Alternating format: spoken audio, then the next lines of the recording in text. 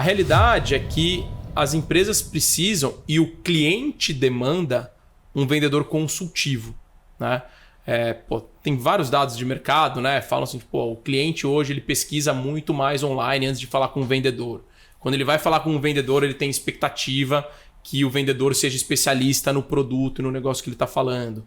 O cliente está em busca de uma solução complexa, ele quer ROI para o negócio que ele está comprando. Se o vendedor não conseguir fazer isso, ele está morto. O vendedor tirador de pedido morreu. Nenhuma empresa quer pagar comissão para um vendedor tirador de pedido. Então, qual que é o grande desafio dos vendedores hoje? Daquela pergunta que você diz, qualquer pessoa pode ser vendedor? Qualquer pessoa pode ser vendedor.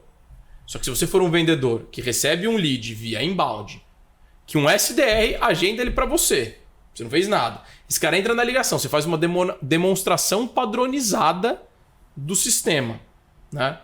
E dessa demonstração padronizada, você manda uma proposta padrão e o cara contra, não precisa mais de você. Essa demonstração padronizada, por exemplo, até a gente está fazendo parceria com o pessoal da GetDemo. Não sei se você já ouviu falar dos não caras. Conheço. Cara, é um sistema de demonstração interativa. O cara vai lá, consegue fazer um modelo, analisa seu software, cara, em um clique ele transforma o seu software numa demonstração interativa, coloca os pontos ali e o próprio cliente faz a demonstração. Não precisa mais de um cara para fazer demo genérica. Óbvio, você quer ver como que vai ser a solução da repimboca da parafuseta integrado aqui no meu... Você vai precisar de alguém para fazer essa demonstração. Mas uma demo padrão, então pensa, lead inbound, que tinha um SDR que ligava para agendar, morreu. Lead inbound integra com o WhatsApp, que tem uma AI conversacional, tem até as AIs que ligam para o cara, né? Legal, agenda para um vendedor conversar com esse cara, mas no meio do caminho já manda para ele um link com uma demonstração gravada. Você vai ver se ele acessou a demonstração, onde que ele ficou mais interessado. Chega para você, assim, se o cara gostou, ele já compra ali. Não precisa. SDR já morreu. Executivo de venda padrãozão já morreu. Por que a empresa vai gastar dinheiro com essas duas pessoas? Ela vai colocar em tecnologia e vai colocar em marketing mais lá em cima. Agora, poxa, calma aí. Chegou um cliente complexo que não vai preencher o lead form para falar com você. Uma conta grande, você vai ter que prospectar outbound. Falar com múltiplas pessoas dentro da empresa. Usar o relacionamento. Bound, você conhece o fulano lá. Qual que é o melhor caminho para eu falar com ele? Consegue uma primeira reunião. Tem que influenciar esse cara para conseguir. Assim, é esse tipo de vendedor que vai precisar. E qual que é a maior dificuldade do vendedor hoje em dia? Esse vendedor quer trabalhar de pantufa dentro de casa. Essa é a realidade.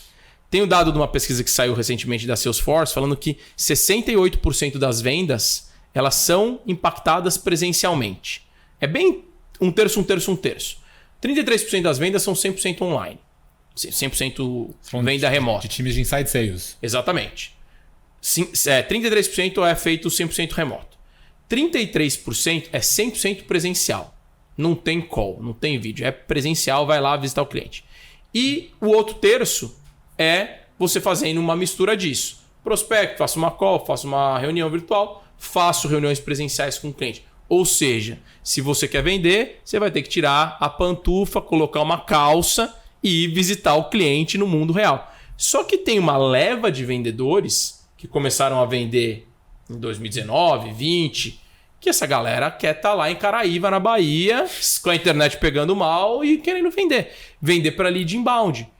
Essa galera vai ter muita dificuldade. Essa galera não sabe criar um rapport, não sabe se apresentar dentro de uma reunião, não está acostumado, né? Então, eu acho que essa transformação de comportamento é o que a gente tem um vácuo, né? Tem um hiato ali no mercado de pessoas que foram mal acostumadas por um contexto que a gente teve de pandemia e agora a gente vai ter que reprogramar isso. Então é muito louco, cara. Assim, eu faço, a gente estava falando mais cedo, né, de alguns treinamentos presenciais com vendedores e o pessoal não consegue criar valor, criar conexão, manter os relacionamentos, que é uma parte importante de fazer vendas maiores. As vendas transacionais, esquece, não vai ter mais papel para vendedor. E aí eu até deveria me preocupar, né? Se eu tenho uma comunidade para profissionais de vendas, vai diminuir o meu mercado? Eu não, né? Talvez os que queiram sobreviver vão estar lá querendo aprender todos os dias. Boa.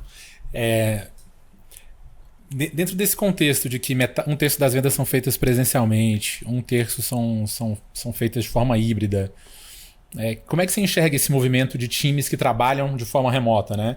Tem duas coisas aqui pra gente não confundir, né? Uma coisa é você vender remotamente, você pode estar no escritório da sua empresa vendendo remotamente pro seu cliente. Outra coisa é você estar em casa vendendo. Você acredita que esse modelo de times de vendas trabalhando em casa, ele funciona? Foi um dos... Esse tema tem aparecido em várias discussões que a gente vem tendo aqui. Bom, para deixar claro, a gente na Pipe Lovers tem os dois modelos. Tá. Né? Eu tenho pessoas que trabalham 100% remoto. Né? A gente, por essência, é uma empresa remote first. E não porque a gente escolheu ser assim, é porque era mais barato mesmo. Né? Assim, cara, foi abrir empresa. Quanto custa um escritório em São Paulo? Você tá louco? Só pra sorrir é 10 pau por mês? Nem a pau, cara. Então assim, a gente surgiu remote first e a gente tem um benefício disso. Qual que é o benefício? Cara, eu consigo contratar pessoas de qualquer lugar. O recurso em São Paulo é mais caro. Não porque necessariamente ele é melhor, mas é porque, cara, o custo de vida em São Paulo ele é muito mais caro. Então, ser remoto me permite contratar pessoas melhores a um preço, um custo mais barato, né? E eu não tenho o custo da estrutura física. Então, para o momento que a gente vivia, isso foi uma primeira alternativa. Conforme a gente começou a crescer um pouco os times de 2, 3 pessoas, hoje a gente tem 11. Eu brinco que a gente tem um polo lá em Uberlândia, né? A gente tem 3 pessoas que moram lá em Uberlândia, estamos contratando a 4ª, que é de Uberlândia também.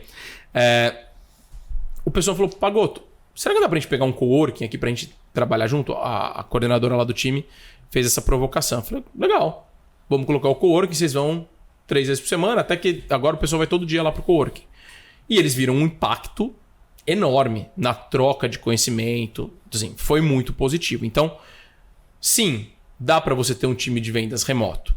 Você vai, dependendo de onde você estiver, você vai ter mais acesso a talento a um custo menor.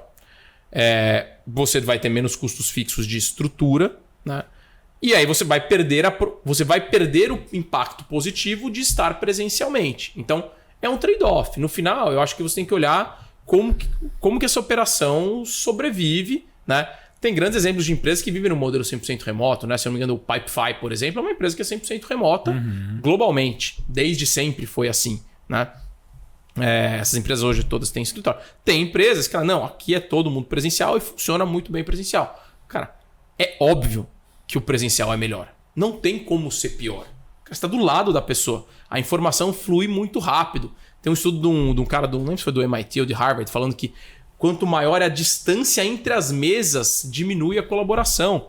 Então, é óbvio que você está presencialmente, o impacto é melhor, as pessoas vão aprender mais rápido e elas vão se desenvolver mais. Se eu fosse um vendedor hoje, em começo de carreira, eu procuraria uma empresa para trabalhar presencialmente e, se de preferência, que eu pudesse interagir presencialmente com os meus clientes. Foi assim para mim. Quando eu estava na Câmara Alemã lá como trainee de vendas, até nem sei se meu recorde perdura até hoje. Eu era o cara que mais fazia reunião. Tinha um dia lá que eu fiz 7 reuniões presenciais em São Paulo. Esse foi o recorde. De helicóptero, você tava Não, cara, assim, tinha um pouco menos trânsito na época, mas eu lembro que eu comecei lá em Alphaville, eu fui vindo, eu terminei, cara, lá no final do ABC, lá em... Cara, era pra lá de Diadema que eu tinha feito. E aí no final do dia choveu, deu um baita alagamento, cheguei em casa 2 horas da manhã, né? Mas qual que é o ponto? Quanto mais interações pessoais, presenciais você tiver, mais você vai se desenvolver. Então, ou seja, é um trade-off entre custo e velocidade de aprendizado. Então, tem os dois lados. Se você é vendedor que está querendo se desenvolver, cara, priorize o presencial. Você vai evoluir na sua carreira mais rápido. Por quê? Sozinho, na sua casa, fazendo reunião, desliga a reunião, vai tomar um cafezinho na cozinha, você encontra com sua mãe, chinelo. Você está no escritório, acabou uma reunião. Você olha para o lado, o cara do lado fala, cara, você podia ter falado o case do cliente tal que ia te ajudar a fechar. Pum. Olha a diferença. Um é sua mãe tomando café, te atrapalhando no meio da reunião. O outro é o cara do lado te dando uma dica. Ou, enquanto você está ali trabalhando, mandando e-mail, você está ouvindo o cara falar. O top performer fazer a reunião dele. Opa, você aprende. Então, para mim, assim, mais uma vez, funciona, é mais barato, te dá acesso a mais talentos, mas você tem um desafio de velocidade de capacitação e desenvolvimento. Então eu acho que é um trade-off das duas coisas. As empresas que tiverem condição de trazer todo mundo para o presencial, eu acho que tem uma vantagem em relação a quem está trabalhando 100% remoto.